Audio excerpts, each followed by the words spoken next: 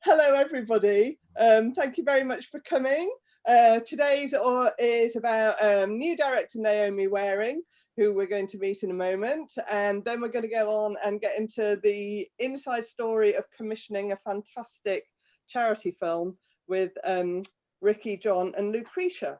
So just to get some housekeeping out of the way, please meet Savannah, who will wave and say something. Savannah, wave and say something. She's frozen. Frozen. Oh, dear.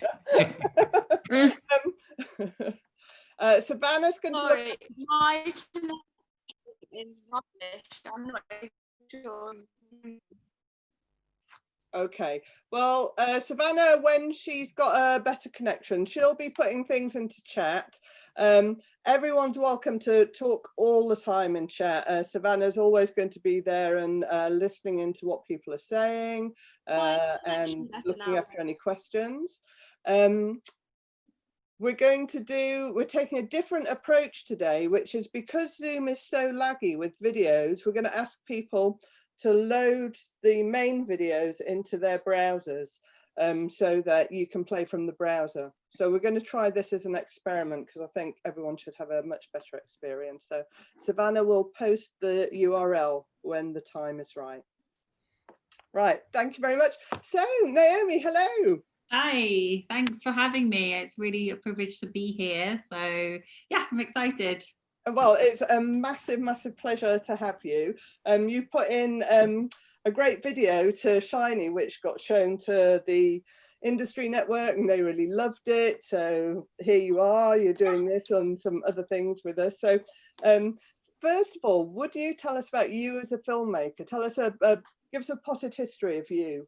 Okay, cool, wicked. So I started off as an actress from back in the day. I went to theatre school and then drama school, and then kind of came out and got pregnant very quickly. So I became a mum at about 23. My son is on his computer, and I basically got really frustrated very quickly at the lack of obviously interesting roles for women. I was playing the same characters and I could do it with my eyes closed. So I kind of wanted to step up. So I started to make my own films, just super low budget, and then kind of built up a little bit of work and then applied for film school. So I got in with a scholarship to the London Film School. That was kind of amazing because I'd never really had the opportunity to focus on myself in that way for such a long time. So I had 3 years there. And I graduated with a film called The 11th, that went to festivals and did pretty well. And I got a mentoring scheme with Bella Tarr at Locarno Film Festival in 2019. So I made a film under his mentorship. And then was just I don't know, sorry, I'm a bit ignorant on I've got big blind spots about the film industry. Okay, cool. So Bella Tarr is a Hungarian filmmaker who made a film called Santiago, which is 7 hours long. He's super intense. It's really friggin' bleak. And he watched my film and it's set in Northern Ireland and he told me he didn't understand any of it, but it was in black and white. So I think he liked it. So made a film with him, and then I have just been making short films ever since, much more kind of narrative based, kind of heading towards feature film kind of area. But I started to kind of get a little bit I kind of felt like my work was a little bit one-dimensional in a way, because it was sort of social realism kind of work, but it all was a bit dreary. So as sort of sometimes social realist films can be. I really wanted to make something that kind of was maybe looking at more into getting into maybe commercials, getting into the music video world, but still with the same kind of heart of the kind of work that I like to make, which is how Ode the sort of seed for Ode came about. You sound like you've got an awful lot of self-starter about you. Yes, I definitely have to. Yeah, I've basically I've kind of had to do that. I've not really come from any place of like background where like anyone was in the film industry or anything like that. So yeah, and I get kind of bored easily, so I want to like create and make and like connect with different people. I really like working with communities as well. So the other thing I do when I'm not directing is I do a lot of community work using like arts for social change. So I kind of did a project with victim support, working with young people to help them write their own short films, which I directed, and then did some work with the British Council as well, like a peace building program in the Philippines, like using art for social change. So I guess I've always been interested in how like film and theatre and whatever the medium is as an art form can like help to shape and change for positive our society. So I guess like a lot of my film work kind of stems from that as well. So we have a kind of loose theme of making work for good or doing purpose-driven work in this live stream. Tell us how you came across the BBC Northern Ireland Fund, because and just to point out, or just to underline to other filmmakers that are watching, that presumably, Naomi, you're making a living out of doing this kind of work, or enough of a living. Yes, I mean, well, I have been until our sort of like recent pandemic, but basically I'm from Northern Ireland originally, so my mum lives there and my family, and I'm always interested in telling stories from there because I feel like they haven't really been explored apart from the kind of the troubles side of things. It's really all anyone knows about Northern Ireland. So I came across the BBC Northern Ireland Fund. They were looking for short films. It was called 2 Minute Masterpiece. So they wanted just something that was 2 minutes, and it had to be around pride and identity. And at the time I was working on a longer script that was around these disco dancers. So when I was younger and I used to go to Belfast in the summer, I would take part as a disco dancer myself. I mean, I literally would just turn up and like do my own thing. But the guy who ran the company is still a friend of mine, and he was posting these incredible pictures of these girls with just like this insane makeup, incredible costumes, and the colors, I just felt it was really joyful. So thinking about this idea of wanting to make something that had like a bit more joy to it, and also wanting to like reframe or reshape how people look at working class communities. So coming from a working class community, I often find that the stories out there are always quite grim. And I wanted to... I'm just going to start screen sharing. Keep going. Yeah. So grim, working class. Yeah, so it was like, so I wanted to make something that sort of switched that around, and I met these amazing young women from the ages of like 8 to sort of 16 who were pretty much, in my mind, athletes, passionate about what they were doing, and kind of using the arts to kind of take them away from the communities that they were in, or sort of express themselves. So I pitched the idea to them and they were all up for it, and it was really important for me that it was a collaboration, that it wasn't just me telling them what I wanted to make, but it kind of came through collaboratively.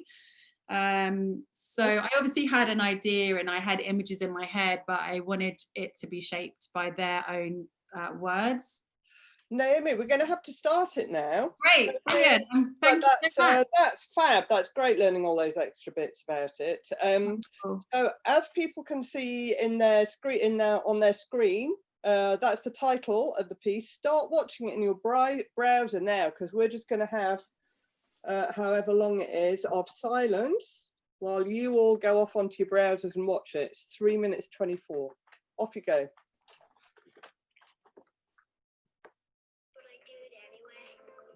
Fantastic. Thank you so much, Caroline. That was great. I love them. They're so brilliant, aren't they? All of them. Yeah, I just loved being able to share that and for them to see themselves on the big screen. I was kind of just like, what a great joy for them. So yeah, thank you for watching, everyone, and thanks for having me on, Caroline. It's a pleasure to talk to you.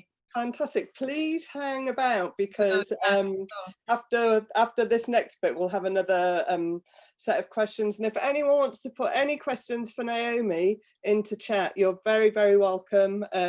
We can either pick them up at the end if we have time, or I'm sure Naomi will be really happy to answer questions as we go.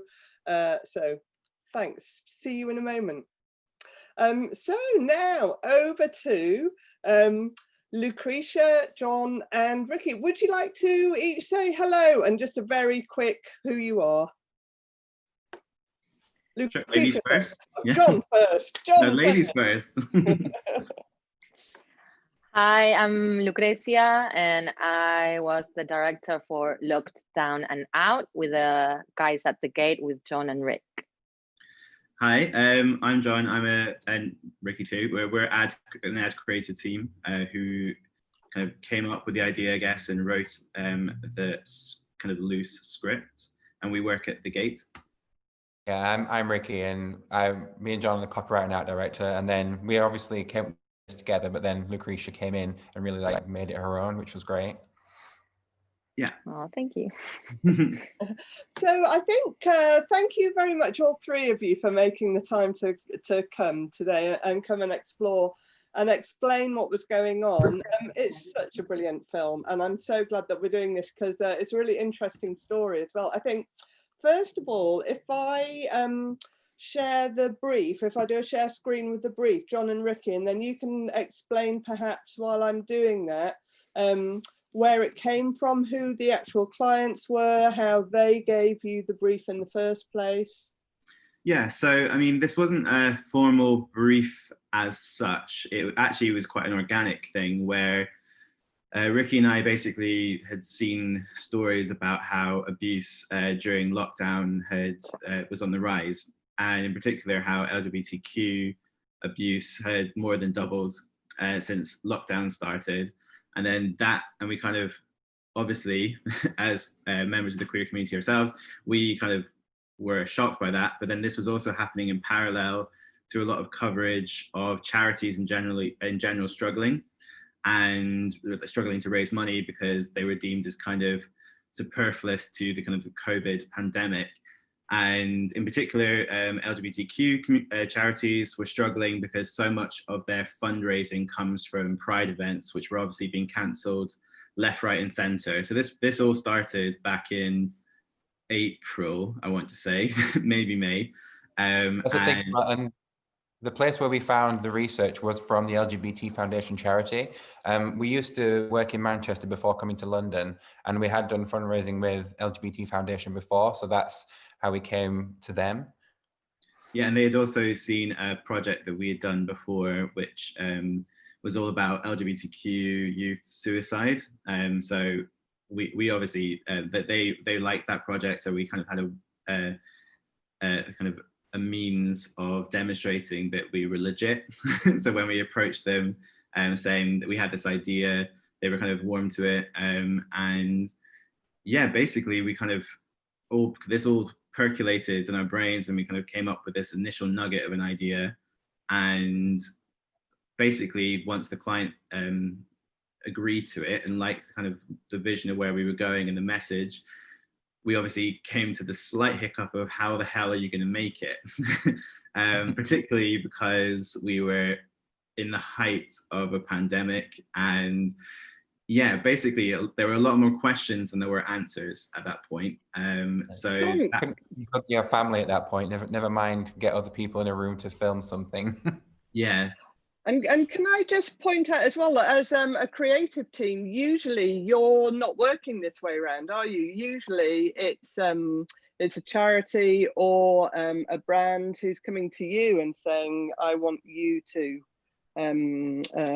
create some content, come up with an idea for it. Yeah, so I mean, that's definitely the conventional way of doing things. I mean, so we as a team are super proactive when it comes to these things. We always have a proactive project, usually something that's about kind of general do-goodery, as we call it.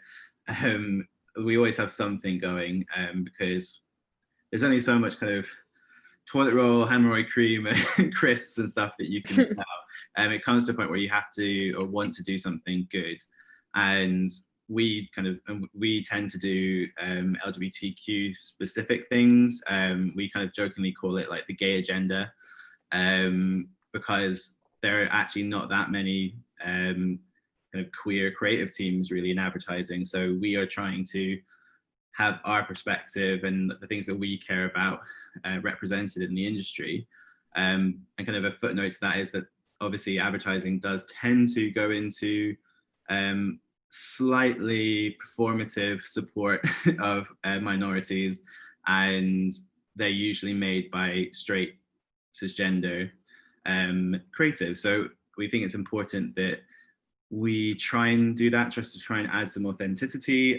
We obviously have LGBTQ friends, a lot of them, and we are LGBTQ ourselves. So it felt important that we kind of brought that authenticity to it. So this is kind of, it was a kind of a no-brainer when we saw that there was an issue. And there's not much, as ad creators, there's not a whole lot you can do other than try and use the skills and the platform and the connections we have to try and glue people together to create something that will hopefully help.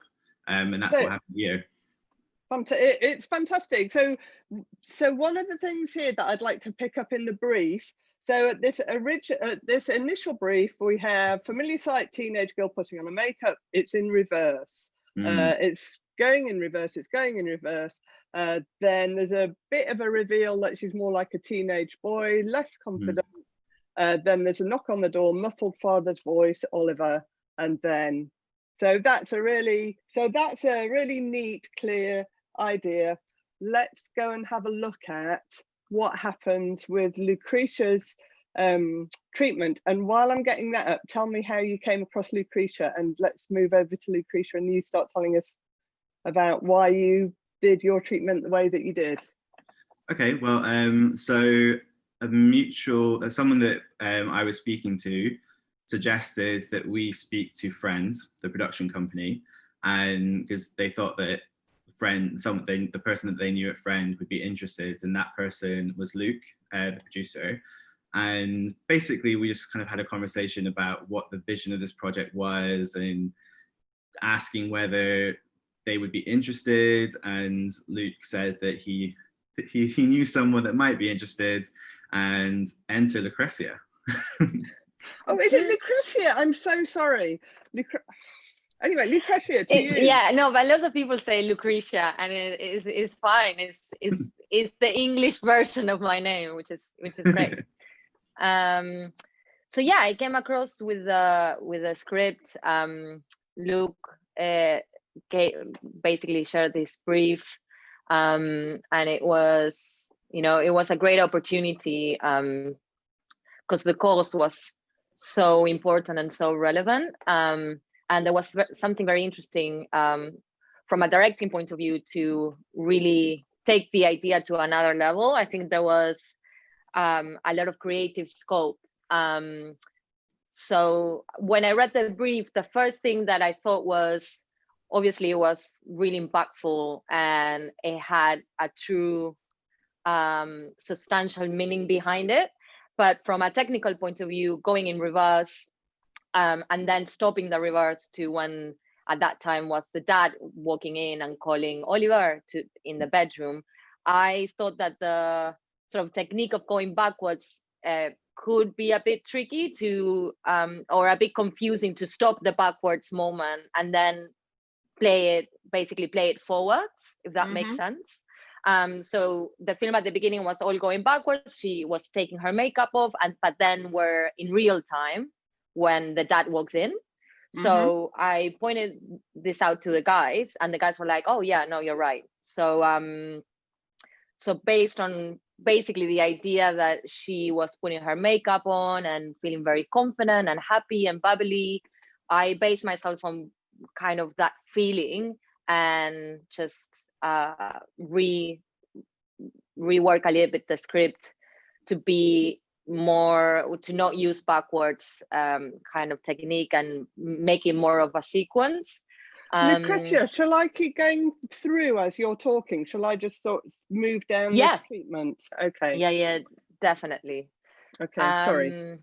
So I wanted to play with the idea. I thought the idea of playing kind of triggering the audience, of making them think that they're watching a YouTube blogger, beauty blogger tutorial, was a very interesting way of, you know, getting people gripped. Like they could think that they're just watching some beauty brand or maybe a YouTube commercial, and she's very happy. And I think when the mom walks in and then she pulls the laptop, you know, the laptop, like she pulls the camera basically.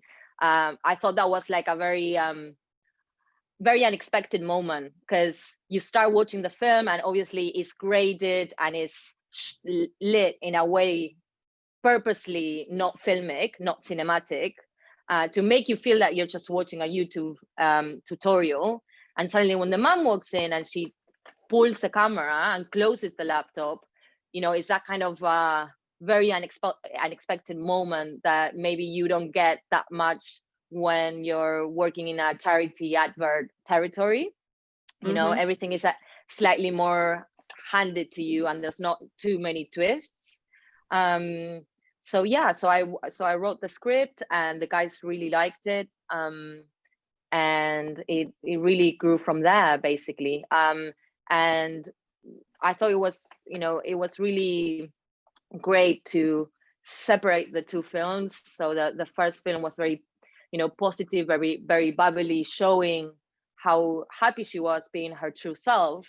And then, you know, there's a hard cut to black for 1 or 2 seconds, which is quite risky when you're doing a 90-second spot. And that was with pure silence, which I thought was really powerful to move into the more, you know, emotional part of the film and really hone in what it means to her to take off her makeup, because it's the nuance of taking her makeup off, and the feelings that she experiences when that's happening. So we needed to, you know, really stay in that moment, really feel that moment, and we needed that 2-second cut to black to really, you know, create that pause in the audience. I was really struck in your treatment with the pieces that you wrote about casting, how much knowledge you had about the transgender beauty blogging scene. And I mean, I'm sure, you know, this isn't me, but I was just like, oh my God, she so knows what she's talking about, this Lucrecia. Well, she's definitely doing the job. Well, I did a lot of research, because, you know, you can think that doing a YouTube tutorial is very, you know, simple and easy, but you really need to start watching all those YouTube tutorials, start watching all the beauty bloggers and why it works, what kind of lighting they have, what kind of composition they have, how is the edit, how's the music in the background. Like, there's so many details that are so important to really convince the audience that they're watching a beauty blogger. You know, and you have to do everything very realistic, you know, to get that idea across. So yeah, I watched lots of beauty blogger tutorials, from, you know, straight beauty bloggers to trans beauty bloggers to like queer beauty, loads to understand the following that they had, why they had the following. Some of them were doing things very differently, so I wanted to compare them and basically try to hone in on a style, and also the dialogue that our amazing talent Maya said, like, you know, separate the eyelashes and all of that is, you know, basically me watching all this stuff. Yeah. So we look at the casting tape, that little bit. Did you suggest the thing about separating the eyelashes, or did Mia remember? Okay. Yeah, that's such a great touch. touch. Okay, let's have I'll scroll to the end of Mia's casting tape because it's quite long. Okay, can everyone see this? I know what we'll do. We'll finish the treatment and then we can get off that, and then we'll come to casting tapes, do it one by one. So there we are, clothing, more stuff about contemporary style. I mean, honestly, Lucrecia, do you go into this kind of detail always? It's yeah, this is amazing. This is not this is I would say a narrow version of a treatment that I normally do, because all those conversations are going to happen down the line when the idea gets signed off. So the more I have it clear in my head before everything kicks off, the better I can brief the heads of department, and the process is smoother, rather than trying to work it out when things are already in motion, and production can be really demanding and very stressful. So it's better to have the calm before the storm, and the clearer and the more detailed my treatment is, the better, I think, for everyone. That makes a lot of sense. Another thing I was very struck by in your treatment was your statement at the end that makes it very clear that you are very much empathetic and know what you're talking about. I suppose that you're a safe person to work with in that sense, or a good person to work with. It was an honor, to be honest. And I'm not just saying that, the opportunity to work with Ricky and John, and to meet Maya, to understand her story, to educate myself. And I think everyone in the team, all the heads of department, my producer, everyone really educated themselves on the issue, and on the issue specifically during lockdown. So I think I'm just a small piece on a way bigger picture, and I'm just a facilitator to hopefully get an idea across, and get a message across that it's not about me. It's just a film to get people to raise awareness, to get the trans community to call the helpline, to ask for support, to understand that they're not alone. And I take those things very seriously. So yeah, it was very good for me. Can everyone see Mia up here now? Good morning, everyone. I'm Kate Debenham-Taylor. I'm with Jessica at Jessica Trullo Management, and I'm going to send a self-tape in for you now. Thank you very much for watching. Thank you for asking me to do it, and I hope you're all keeping safe and well at this time. And just to show what she's like, lovely person. So she was really lovely, yeah. Was she? Brilliant. Lucretia, what about the time scale you had to work on this? Sorry, Lucretia. I think we had I'd say 2 weeks. It was a good amount of time, and there was quite a lot of things to work out. The music was really important for me, because pacing is really important as a music video director as well. The pacing of the track really sets the scene. So I had to do a lot of research on the track. Also, Hannah at Lane Casting was amazing with the casting, because it was a really hard casting to get, because I wanted someone that looked very femme, that was willing to put herself in front of cameras and pretend to be, a birth gender that they're no longer, that they aren't no longer. So it was, it's not an easy task to ask, to be comfortable in front of cameras, and being quite young, and show yourself as your birth gender when you spend your whole life trying to be the gender that you really that you really truly are. So it was a really hard brief from a casting point of view, but Hannah nailed it.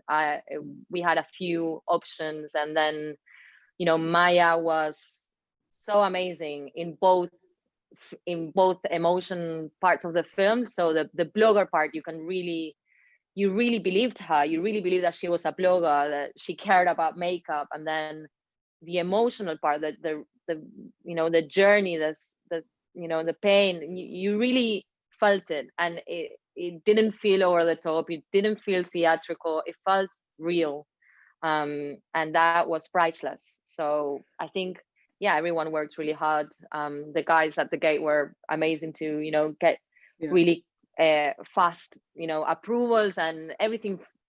Let's talk about that a bit. Ricky and John, tell us a bit more about once Lucrecia had gone through the way that she thought it would work best. How were you handling it then, and how were you relating to the client at that point? I think for us, one of the big things was that it felt very much like Lucrecia had a very similar vision to what we had for this, because even though it's slightly different for her to get into that kind of mindset, she clearly understood and empathized with the audience.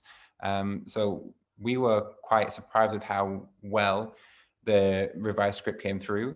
So we were quite lucky as well that LGBT Foundation, they'd spoke to us a lot and they knew who we were and they saw previous projects we worked on. So they did have a lot of trust in us. So it made it a lot easier when it come to speaking with client, that we could just move a lot quicker, because they knew that everyone in the process had the best intentions at heart, and they really understood the experience that the person was going through and that we're trying to improve and help the charity with.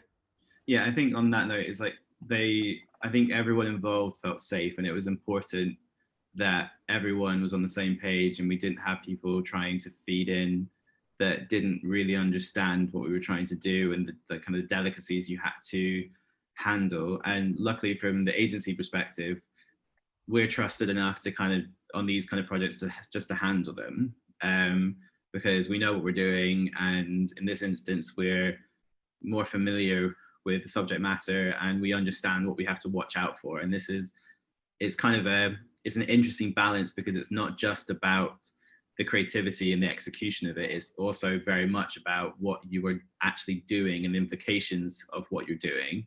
And it's incredibly important to balance that, particularly as all of us involved are cisgender. Like none of us have had the trans experience. We have to be super careful, and like Lucrecia said, it's so delicate with Mia and the hero, kind of the lead character, and what has to be done in that film. It's so delicate because we're asking someone to kind of open up their trauma effectively, because it's not even just it's not as simple as it would it would be difficult if it was only a trans woman having to present as her birth gender briefly in a film, but then we're also adding abuse on top of it. So it's just super delicate, and we needed to get it right. And luckily everyone involved was very respectful, and we all trusted one another really to get it right. And luckily at the LGBT Foundation, obviously they have people they can speak to make sure that they get trans people involved and that they understand, they kind of sense check what we're doing, basically, just to make sure there aren't any faux pas or anything that maybe might be insensitive. And luckily everyone was really on board. Another thing as well the LGBT Foundation did was, right from the start, was to make sure that Maya had direct contact with them if she needed, because obviously it's an experience that could be traumatic for her. So their first point of call was to make sure that that was in place before we moved any further. So it was just a sign of they're actually a charity that really do care about what they're doing. Yeah, that's great. Can we go into watching the film now?